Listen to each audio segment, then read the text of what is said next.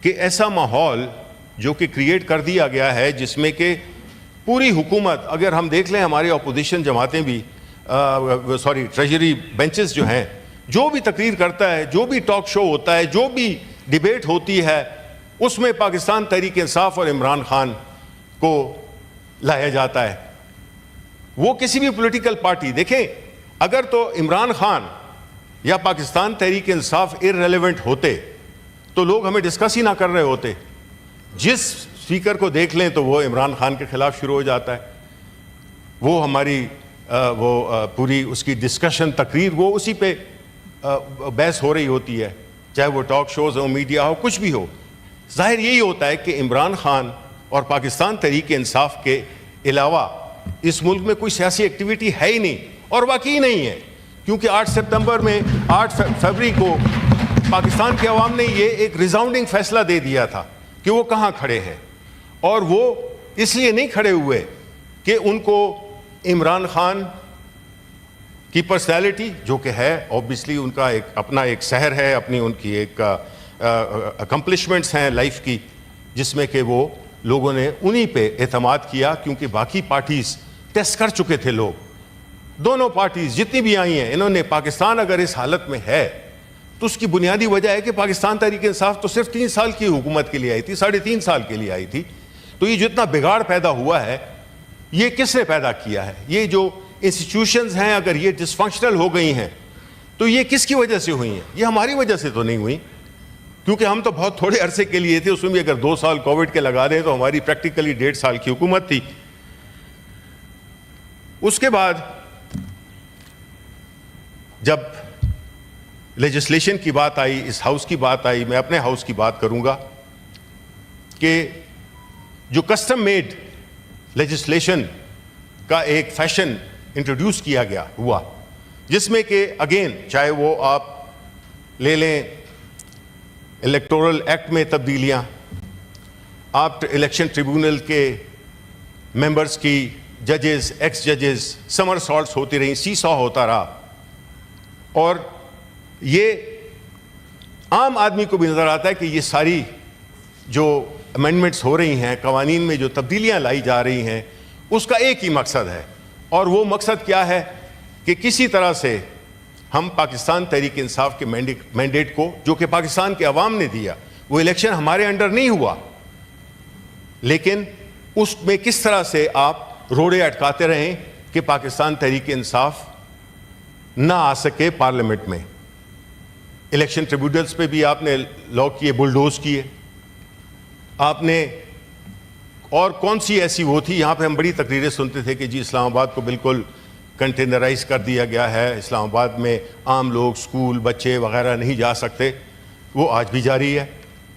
لیکن مقصد چونکہ یہ تھا کہ پاکستان تحریک انصاف کے آگے بند باندھنا تھا، تو آپ نے وہ ایک کسٹم میڈ لا انٹروڈیوس کیا جس کو peaceful assembly and public order bill 24 کہتے ہیں. پھر اسی طرح آپ نے لوکل باڈیز کو الیکشن کو خاص اینڈ ٹائم پہ آپ نے اس کو بھی پوسٹ پون کر دیا، اس کی بھی لیجسلیشن آپ لے آئے.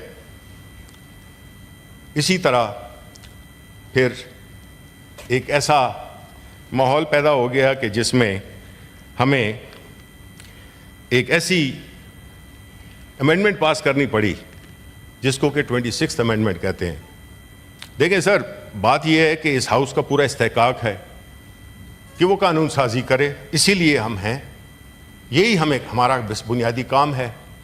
لیکن ہم بجائے لیجسلیشن کے، عوام کے فائدے کی لیجسلیشن کے، ہم نے وہ لاز پاس کیے جس کا کہ عوام کے ساتھ کوئی تعلق نہیں ہے. نہ ان کا فائدہ ہوگا اس میں، بلکہ ان کو نقصان دیا آپ نے. ان کے مینڈیٹ کو نیوٹرلائز کرنے کے لیے آپ نے ایسے قوانین پاس کیے جس سے کہ ان کے مینڈیٹ، ان کی جو ووٹ کی جو ان کی حرمت ہے، اس کو پامال کیا گیا. ترامیم ہم کر سکتے ہیں جناب چیئرمین، ترامیم کرنا کوئی بری بات نہیں ہے، لیکن مسئلہ یہ ہے کہ وہ کس طریقے سے ہوتی ہیں. دیکھیں، آئین میں ترمیم ایک بہت ہی سیریس ایشو ہے.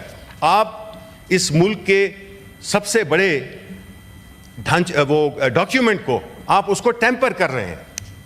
اگر اس طریقے سے جس طرح سے کہ یہ ہوئی ہے یہ امینڈمنٹ, جس میں کہ آپ کو پاتا تھا کہ نمبر 1 آپ کے پاس طریقہ یہ ہوتا ہے کہ ایک امینڈمنٹ آتی ہے, اس کو ہاؤس میں انٹروڈیوس کیا جاتا ہے, اس پہ بحث ہوتی ہے, اس پہ کمیٹیز میں بھیجا جاتا ہے, اس پہ ڈسکشنز ہوتی ہیں, بیکاز آئینی ترمیم از ناٹ اے جوک. یہ بیسیکلی آپ کی جو سیاسی اور جو ملک کو چلانے کی ایک روڈ میپ ہوتا ہے, اور وہ روڈ میپ آپ نے ایک رات کو بلا کے اور بغیر دکھائے ہوئے, یعنی سارا پاکستان گواہ ہے کہ وہ اس امینڈمنٹ کا ایک لفظ کسی نے نہیں دیکھا تھا, اور وہ ہم سے پاس کرائی جا رہی تھی. اور افسوس اس بات کی ہے کہ اس کے جو لیڈرشپ تھی, اس کے جو لیڈ لے رہے تھے, وہ اپنے آپ کو ایک بڑی سیاسی خاندان سمجھتے ہیں, بھئی تھے. لیکن آپ کیا کر رہے ہیں, آپ ایک ایسا ڈاکیومنٹ, ایک ایسی ترمیم پارلیمنٹ کی سٹیمپ لگوا رہے ہیں جس کو کہ انہوں نے دیکھا ہی نہیں ہے. اس سے بڑی بے عزتی ایک سینیٹر کی, چاہے وہ ٹریجری سے ہو یا وہ اپوزیشن سے ہو, وہ کیا ہو سکتی ہے کہ آپ کو بغیر دیکھے, بغیر پڑھے, بغیر سمجھے, بغیر رائے دیے ہوئے آپ اس پہ ایک ایسی لے آئے ہیں کہ جی اس کو ہم نے آج رات کو پاس کرنا ہے. بھائی اگر یہی کام کرنا ہے اس ہاؤس کو بند کر دیں. کیوں اتنا خرچہ کرتے ہیں, کیوں اتنی یہ ساری جو یہ ایک قسم کی ایک ڈیکوریشن جو ہوئی ہے, اس کی کوئی ضرورت نہیں ہے. اگر آپ کو کوئی قانون پاس کرنا ہے, آپ کو اس ہاؤس کی جو روایات ہیں جو ایک جمہوری معاشرے میں ہوتی بھی ہیں, کہ آپ ایک لا لاتے ہیں, آپ اس پہ ڈسکشن کراتے ہیں, اس میں کچھ ایڈیشنز ہوتی ہیں, کوئی سبسٹرکشنز ہوتی ہیں, تو وہ تب ایک پھر متفقہ آئین بن جاتا ہے, متفقہ امینڈمنٹ, متفقہ قانون بن جاتا ہے. لیکن پھر اس کے بعد جب وہ بات لمبی ہو گئی, اس کے بعد پھر تعداد چونکہ آپ کے پاس نہیں تھی, باوجود تمام تر چیزوں کے آپ کے پاس وہ ریکوائرڈ نمبر نہیں تھے. پھر کیا ہوا کہ جب الیکشن میں روکنا ناکام ہوئے, پھر آپ نے جو قوانین پاس کیے, ان سب چیزوں کی ناکامیوں کے بعد آپ نے فیصلہ کیا کہ بھئی ہمارے پاس تو نمبر نہیں ہے, تو ہم نے یہ کرانا ہے. تو اس سے پھر آپ نے ظلم و جبر کا استعمال کیا. وہ ظلم و جبر کیا تھا کہ آپ کے ایم این ایز, آپ کے سینیٹرز, سب کو انٹیمیڈیٹ کیا گیا. میرے گھر پہ چیئرمین صاحب, میں کوئی خاص نہیں ہوں, میں ایک عام آدمی ہوں, اپنے کسی بھی سینیٹر سے زیادہ نہیں ہوں, but leader of the opposition. میرے گھر پہ بھی پولیس نے چھاپے مارے.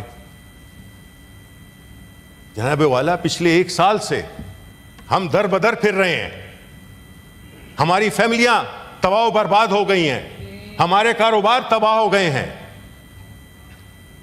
ہم جو ہے اس قسم کی سچویشن میں, آپ اگر تو اس کو جسٹیفائی کر رہے ہیں تو یہ آپ کا اپنا ظرف ہے.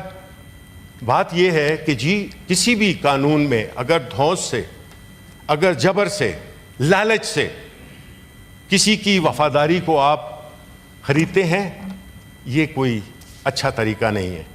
مجھے بڑا افسوس ہوا کہ ایک ہمارے ہی کولیگ, انہوں نے ہمارے ایک مائنورٹی ممبر کو فون کیا کہ بھائی اتنے پیسے مل رہے ہیں تو آپ لے لو. ہمارے اقلیت کے ممبر نے جواب دیا کہ میرا مذہب مجھے اجازت نہیں دیتا. سر, ہمارا سر شرم سے جھک گیا. اس نے ساتھ میں یہ بھی کہا کہ ہمارا مذہب بھی اجازت نہیں دیتا, لیکن کیا کریں.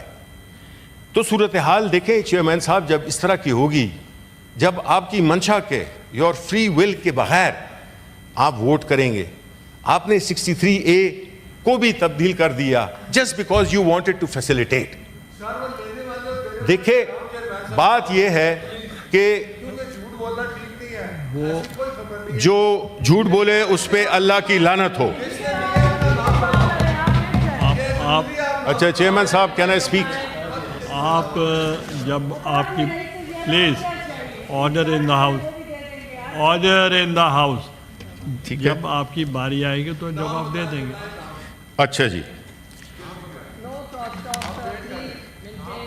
چیئرمین صاحب اس وقت دیکھیں یہ سب کچھ تش تش بام ہو. No cross talks please, address the chair. دیکھیں چیئرمین صاحب میں آپ سے مخاطب ہوں اور میں یہ توقع رکھتا ہوں کہ نام ہماری پارٹی نے جن جن لوگوں کا تھا، دیکھیں پہلی بات تو یہ کہ میں آپ کا جواب دے نہیں ہوں، میں چیئرمین سے مخاطب ہوں. دیکھیں آپ اچھا sir please don't, please order in the house. Please I request don't disturb leader of the opposition. آپ بیٹھیں، آپ بیٹھیں. آپ میں آپ سے ریکویسٹ کروں گا جب لیڈر آف دا ہاؤس یا لیڈر آف دا اپوزیشن بولے گا نو انٹرپشن.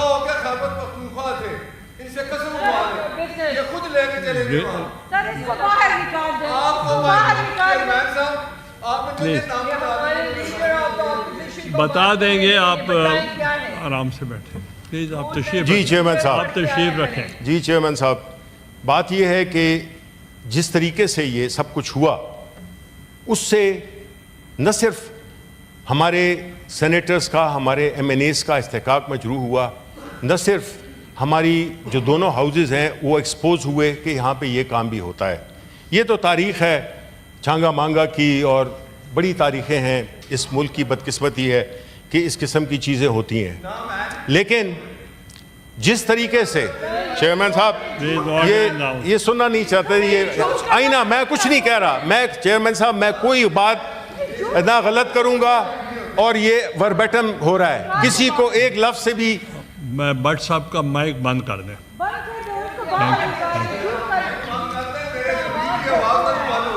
اچھا دیکھیں چیئرمین صاحب بات یہ ہے کہ جس طرح کا رواج، جس طریقے سے پاکستان تحریک انصاف کے لیجسلیٹر کو، ورکرز کو، لیڈرشپ کو جس طریقے سے ٹریٹ کیا جا رہا ہے وہ اس سے کہیں بھی یہ شائبہ نہیں ملتا کہ یہ ایک جمہوری ملک ہے جہاں پہ کہ قانون کی عملداری ہے. ہمارے جو چیئرمین ہیں عمران خان صاحب، ان کے ساتھ جو سلوک، ایون جین مینول کے تحت ان کی بجلی کاٹی گئی، ان کی اخبار بند کر دیے گئے، ان کو باہر نکلنا 1.5 گھنٹہ پورے 24 گھنٹوں میں صرف نکل، جبکہ عام جو قیدی ہوتے ہیں ان کو 6:30 بجے تک، مغرب تک ان کو الاؤ کیا جاتا ہے باہر کا. ان کو ان کے بیٹوں سے بات نہیں کرنے دی جا رہی.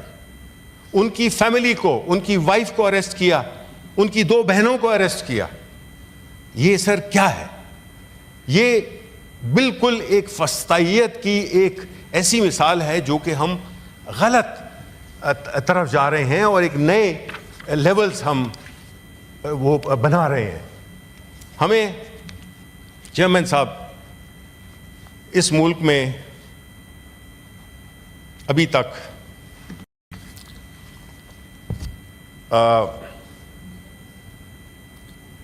بڑی ترامیم ہوئی ہیں.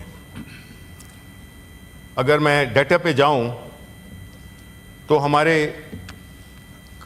آئین میں 23 امینڈمنٹ اب تک ہوئی ہیں. میجورٹی 56% وہ انٹائرلی اور پارٹلی جوڈیشری سے تعلق رکھتی ہیں. 8 امینڈمنٹس آلموسٹ ایکسکلوسیولی جوڈیشری کے ساتھ ڈیل کرتی ہیں. باقی 5 جو ہیں وہ مکس بیگ ہے جس میں کہ مختلف اور سبجیکٹس بٹ انکلوڈنگ جوڈیشری ہے. اس کے سٹاک کنٹراسٹ میں اگر آپ دیکھیں ہمارا ہمسایہ ملک ہے، اس میں گو کہ 106 ترامیم ہوئی ہیں لیکن صرف 11 یعنی 10% وہ جوڈیشری سے تعلق رکھتی ہیں. کیوں ہے ہم why are we so obsessed with judiciary? ہمیں معلوم ہے کہ جوڈیشری کا کوئی ایک ایکسٹراڈنری بیک گراؤنڈ نہیں رہا, ٹریک ریکارڈ نہیں رہا. مختلف پرائم منسٹرز کو نکالا گیا جس میں آپ بھی شامل تھے, لیکن وجوہات کیا تھیں اس کی کہ جو وجہ بنی؟ آیا اس کا تعلق صرف کسی ایک خاص ایکٹ سے تھا, یا وہ بنیادی طور پہ ایک فیصلہ کر لیا گیا تھا کہ ایکس پرائم منسٹر کو ہٹانا ہے؟ ہمارے پرائم منسٹر بھی اسی طرح گئے. بات یہ ہے کہ ہماری یہ آبسیشن جوڈیشری کے ساتھ ختم ہونی چاہیے. ہم نے بنیادی طور پہ, جس طرح میں نے کہا کہ جو میجورٹی ہے, ہم ٹنکر کرتے ہیں جوڈیشری کے, کس طرح سے اپنی مرضی کے جج لانے ہیں, کس طرح سے ہم نے اور لوگوں کو جو اس پروسیس سے نہیں گزرے, کس طرح سے ہم نے اس کو ایک انڈیپینڈنٹ ادارہ بنانا ہے.